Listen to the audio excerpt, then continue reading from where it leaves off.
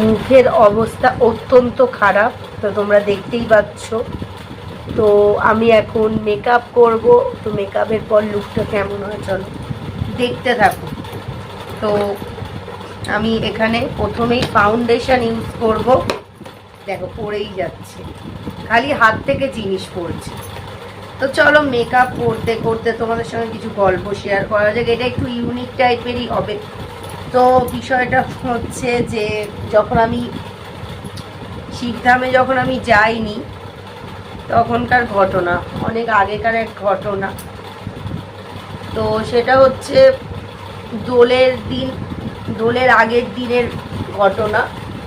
তো তখন রাত 9টা বাজে, আমার একটা বন্ধু ছিল তখন, মানে তোমাদের দাদার সঙ্গে বিয়ে হয়নি, বিয়ের আগে কুমারী বেলায়। তো তোমার আমার একটা বন্ধু ছিল, মানে সেটা আমার একটা ছেলে বন্ধু ছিল। তো সে একদিন, আমার অনেক বন্ধু বান্ধব ছিল, মেয়ে বন্ধু ছেলে বন্ধু। দেখো ছেলে বন্ধু থাকলেই যে কেউ খারাপ হবে এটা কিন্তু ভুল ধারণা। আর অনেকের মেন্টালিটি এমন আছে যে ছেলে বন্ধু ছিল তার মানে ভালো না, এটা ভুল ধারণা। তো এরকম আমার একটা ভালো বন্ধুই ছিল। তো আমাকে একদিন, একদিন বলতে আমি গুলিয়ে আছি মেকআপ করতে করতে। তো এটা মানে আমার একটা ইউনিক টাইপের, আমি কখনো এরকম মেকআপ করতে করতে গল্প বলিনি। তো আজকে আমি প্রথমবার তোমাদের সঙ্গে শেয়ার করছি, মেকআপ করছি এবং গল্পও বলছি। তো এবার আমার ওই বন্ধুটা আমাকে রাত তখন বাজে 9টার সময় ফোন করে বলছে যে তুমি কি যাবে। আমার সব বন্ধুরা আমাকে তুমিই বলতাম, কখনো তুই বলতাম না। কলেজের মেয়ে বন্ধুদের পর্যন্ত আমি তুমি বলতাম, খুব কম বন্ধুকে তুই করতাম, বুঝেছো। তো চলো, হ্যাঁ চলো, অসুবিধাটা আমাদের পাশের পাড়াতে থাকতো, তার এখন বিয়ে হয়ে গেছে। আমার থেকে 1-2 বছরের বড় ছিল যে বন্ধুটা আমার সাথে কথা বলতো। তো আমি ঠিক আছে চলো। এবার তখন তো আমার মধ্যে ভূত প্রেত ছিল। তো যখন ডাকছে, যে টাইমে ডাকছে আমি চলে যাচ্ছি আমার মতো। আমার নিজের কোনো মানে টাইমিংয়ের ব্যাপার নেই, ঠিক আছে। যে যখন ডাকছে তখন চলে যাচ্ছে, এরকম ব্যাপার ছিল আমার মধ্যে। ওইসব আমি মানে বুঝতাম না। এবার আমার টাইমে আমি যখন ডাকতাম তখন আর কেউ আসতো না, বুঝেছো। এইরকম ছিল অনেকেই। তো আমি বললাম ঠিক আছে, তা চলো, অসুবিধা নেই বলে আমি বললাম। এবার গাড়িটা স্টার্ট করেছে, প্রথমে আমাকে বললো যে তেল ভরতে যাবো আর কিছু রং কেনার আছে। তা ভালো কথা, আমি হ্যাঁ চলো যাবো। বলছে তুমি কি যাবে?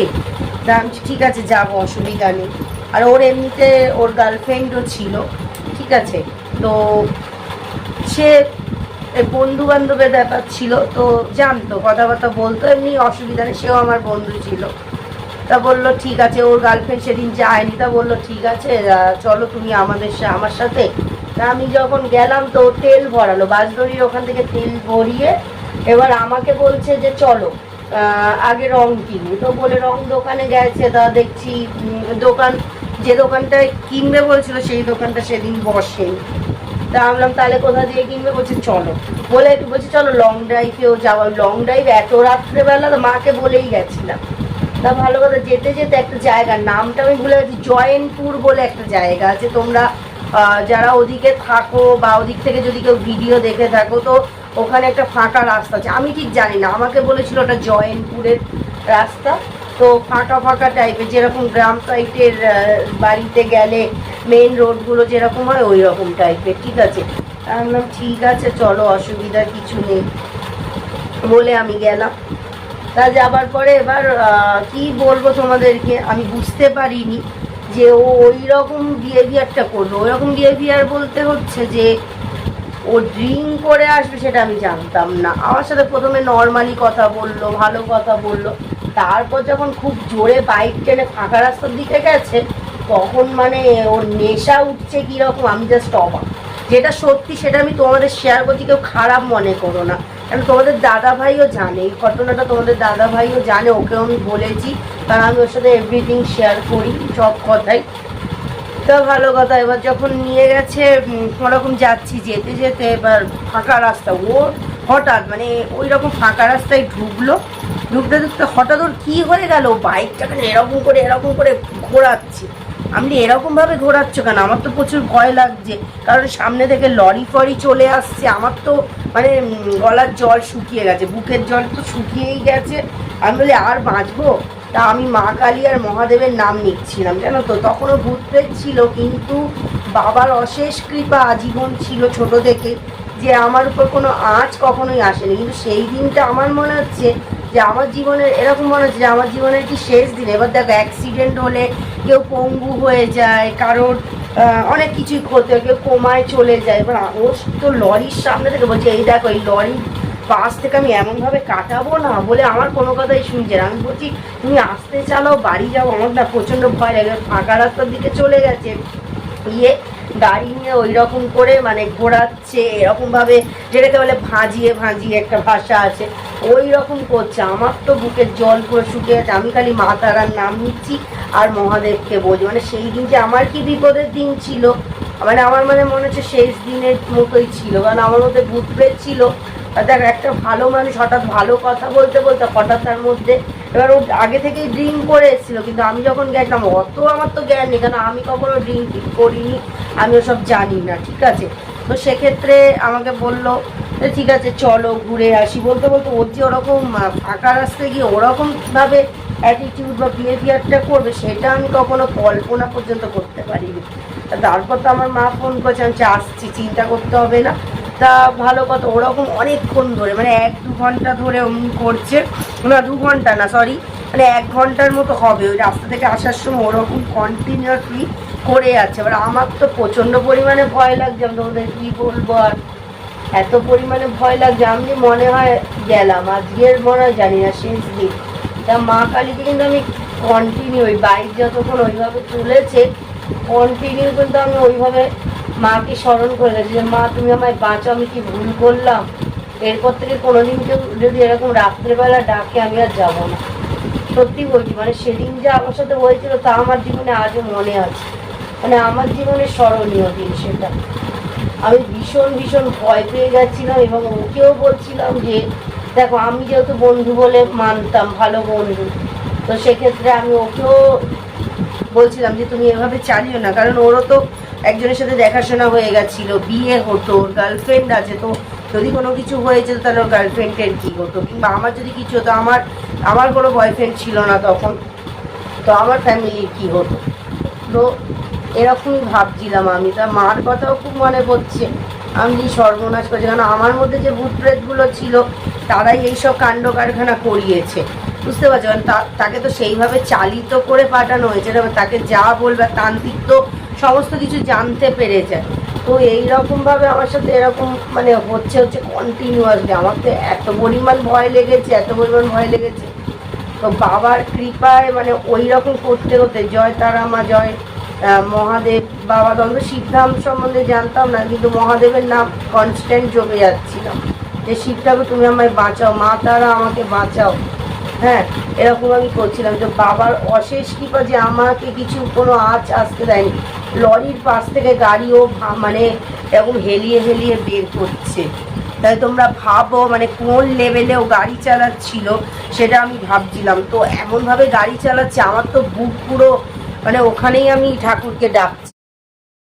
তা সেই দিন যে আমার জীবনের কি ভয়ানক দিন গেছে, কি ভয়ানক এক্সপিরিয়েন্স, আমি এখনো অবধি ভুলতে পারি না। ওই রকম করে করে করে করে তারপর আস্তে আস্তে করে মানে ওই রকম গাড়ি চালাতে চালাতে আস্তে আস্তে ওই রকম করে পাড়ার মধ্যে ঢুকেছে, ঠিক আছে।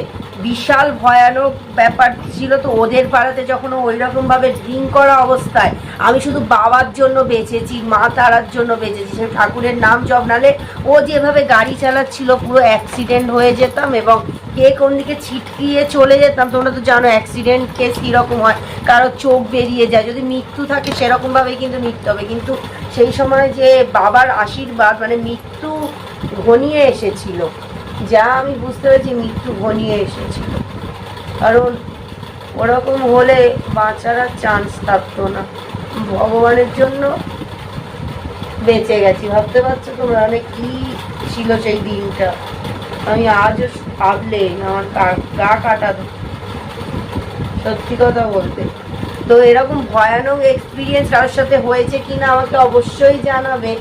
আর তারপর ওরকম অবস্থায় বাড়ি চলে এসেছিলাম, মানে ওদের পাড়াতে যখন আমাকে নামিয়ে দিল ওখান থেকে আমি হেঁটে বাড়ি চলে এলাম।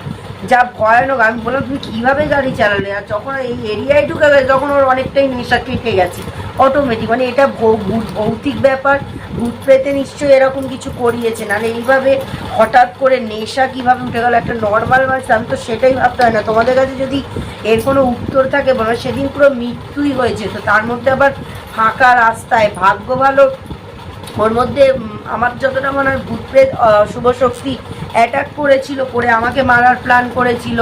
ও গাড়ির ওরকম করছিল, ভাগ্যিস মানে ও ভুলভাল কোনো কিছু ওর মধ্যে ঢুকে গিয়ে ও ভাগ্যিস আমাকে ভুলভাল কোনো কিছু বলতে, ধরো অনেকে আছে যে মেরে দেয় নিয়ে গিয়ে বা অনেক রকম ক্ষতি করে, সেগুলো করে মানে বাবার আশীর্বাদে। ওরকম ছেলে ছিল না, আমার যে বন্ধুটা ছিল ওরকম টাইপেরই ছিল না, কিন্তু ওর মধ্যে যে হঠাৎ ওরকম হলো। কিন্তু ভূতপ্রেত ঢুকে গেলে ভূতপ্রেত মানুষকে দিয়ে অনেক রকম নোংরা কাজ, খারাপ কাজ করায়। তোমরা তো ভিডিওগুলো দেখছো কীভাবে মানুষের মধ্যে প্রেত থাকছে, কীভাবে ভুলভাল কাজ করে ভূতপ্রেতে।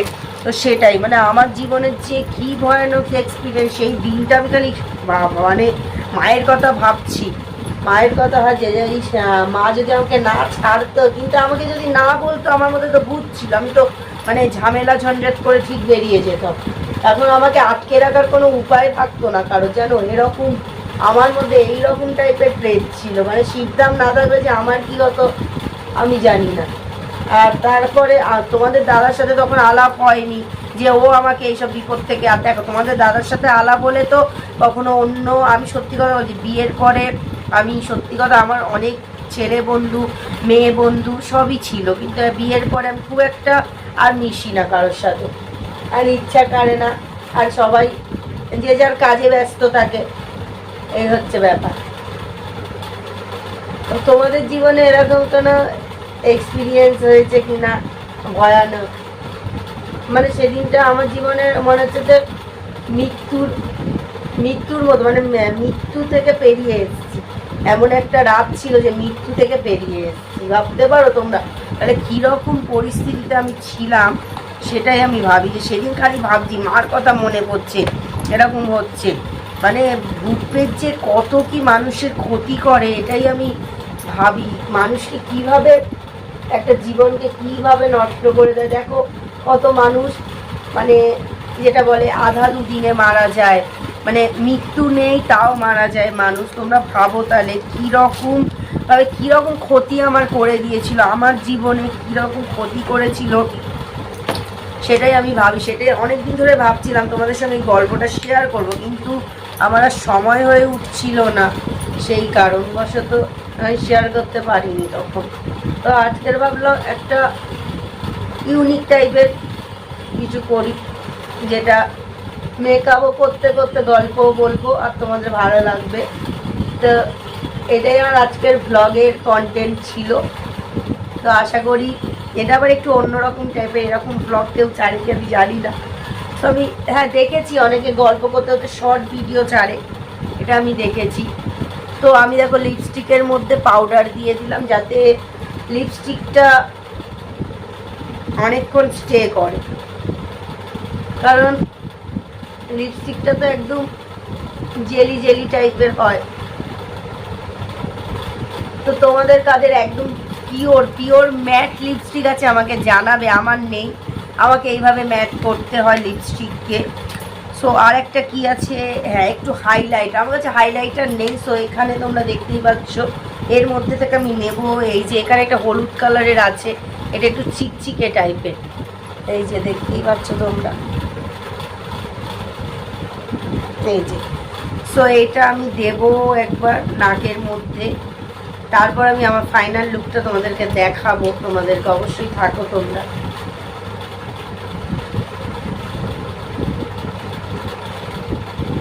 চোখের মধ্যে একটু করে দিই, বেটার লাগবে তাহলে। তো এই আমার জীবনের ভীষণ ভীষণ ভীষণ ভয়ানক একটা এক্সপিরিয়েন্স ছিল। ঠিক আছে, তো এবার আমি ক্যামেরাটা সামনে আনি। সো আমাকে কেমন লাগছে অবশ্যই তোমরা বলো। আমি জানি না আমাকে ভালো লাগছে কি না, বুঝতেও পারছি না। তো মুখটা বেশি লাল হয়েছে কি হয়েছে আমি জানি না। তো অনেকে বলে যে জল দিয়ে দিলে মেকআপটা অনেকক্ষণ স্টে করে, এটা আমি দেখেছি। দেখো এখানটা কেমন চকচক করছে, বোঝাও যাচ্ছে না। তো হাইলাইটারের কাজ করছে। এবার যারা মেকআপ সম্বন্ধে বিশাল আইডিয়া আছে তাদের ব্যাপার আলাদা, আমার কোনো আইডিয়া নেই, আমি যেটুকু জানি। তো কেমন লাগলো মেকআপটা এবং গল্পটা অবশ্যই তোমরা বলো। So tata.